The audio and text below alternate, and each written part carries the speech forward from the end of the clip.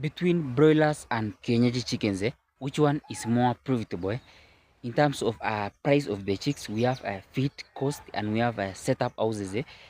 Guys, before you just venture in this chicken business, you need to understand the profit side of them.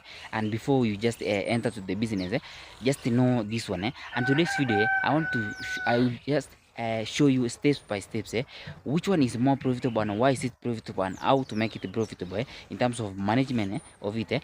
And from this video, you will just be a good farmer. First thing in this explanation of the differences between broilers and Kenya chickens is let's start with price cost of day old chicks of both broilers and Kenya chickens. First, let's start with broilers.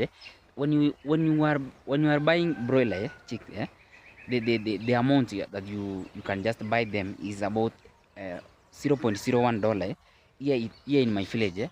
That's about 105 Kenyan shillings if you are a Kenyan. You can just get that one that amount of money from the to get a broiler chicks here in my village. I don't know your village. You can just confirm at the comment section. And when you go to Kenyan chickens, Kenyan chickens, for you to acquire Kenyan chickens here in my village, they old chicks Kenyan chickens is about $0.81 somewhere there, about the 130 Kenyan shillings. That's 130 Kenyan shillings to acquire the Kenyan chickens here. This means that Kenyan chickens is a bit expensive compared to broilers. I think it's because the Kenyan chickens got long-term profit. Like it have more profit. The Kenyan chickens can give you eggs, you see, that, and can give you meat side of it. So you have two sources of production in these Kenyan chickens. I think that's why it's quite expensive. And compared to broilers, whereby you just have one side of it, meat only, you can just see.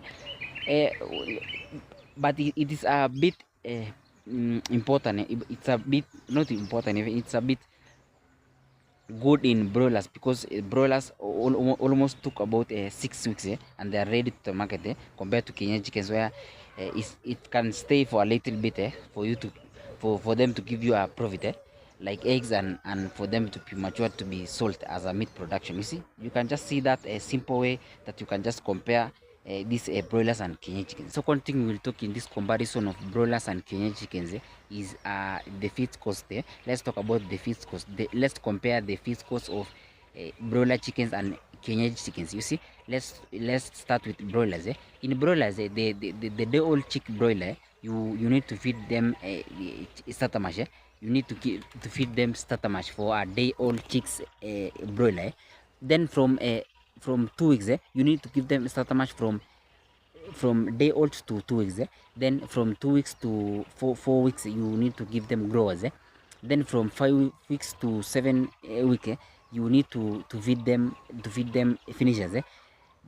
Guys, the funny thing about the I don't know even it's the funny thing or is the good thing about broiler chicken is just the maturity period is just about 5 weeks and they are ready to market. You see, that's how the faster broiler chicken is in terms of in terms of profit. They can just give you a quick money profit. You can just say like it like that.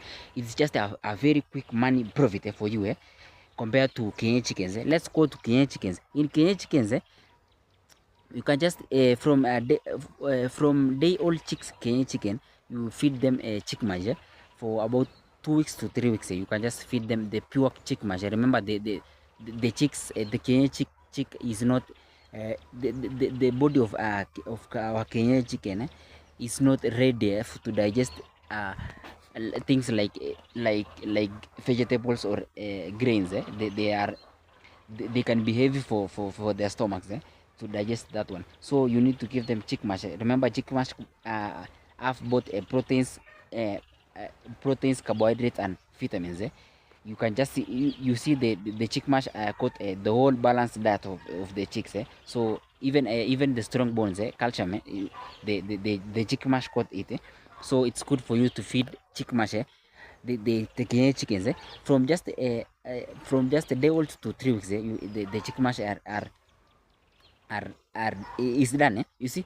Then we have from just 3 weeks to maturity date of your Kenyan chicken. You can just give them the whole affordable feeds from your farm, like even grains, you see, the vegetables, you see, the sukuma wiki, you see. Here in my village we just feed them, it's the sukuma wiki, and they just, you can just make them to free range in your compost, so that you can just find them same their feeds for their own. But remember, you cannot just feed them, you cannot just make them free range without giving them even a simple feeds, even a little feeds for them, just to, you see, free ranging is that just you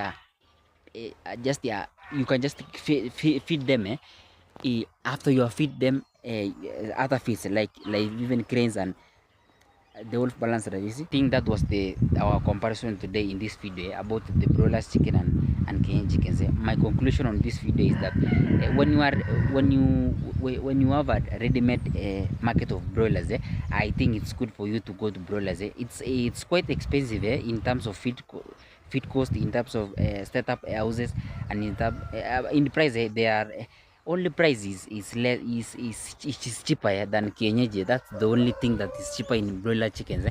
But if you have a ready-made market for broilers, you can just go with broilers. You see, yeah, that's good for you, because it's a quick and quick and profitable for you. So if you have a ready market for broilers, you can just go with broilers. You are good to go. You see, yep. So let's go to Kienyeji. If you are not sure, if you are not sure about the market, if you are not sure about the market, you can just go to Kienyeji chickens. You can just rear the Kienyeji chickens, because when the feeds are when you don't have money for the feeds, you can just do a free range. You see, that's the alternative, a good alternative for Kienyeji chickens. Advantage of Kienyeji chickens over broilers. You see, that's it. Yep. Remember to subscribe this channel. See you in the next video. Bye bye.